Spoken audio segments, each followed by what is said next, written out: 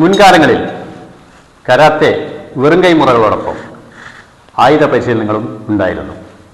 പിൽക്കാലത്ത് 1470 കാലഘട്ടങ്ങളിൽ ഒക്കിനാവൻ ദ്വീപുകൾ ജപ്പാന്റെ അധീനതയിലായപ്പോൾ അവിടെ നിലനിന്ന എല്ലാ ആയുധ പരിശീലനങ്ങളും നിരോധിക്കപ്പെട്ടു.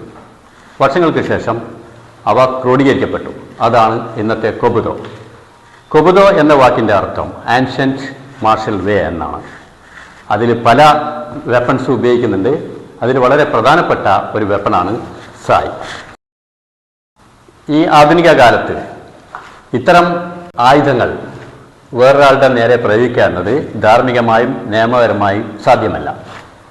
മറിച്ച് ഇതുകൊണ്ടുള്ള പ്രധാന ഗുണം ഇത്തരം സങ്കീർണമായ ആയുധങ്ങൾ, അപകടകരമായ ആയുധങ്ങൾ വെച്ച് പരിശീലിക്കുമ്പോൾ ഒരു വ്യക്തിയുടെ ഏകാഗ്രതയും ശ്രദ്ധയും ഉയർന്ന നിലവാരത്തിലെത്തുമെന്നതാണ് ഇതിൻ്റെ പ്രധാന നേട്ടം.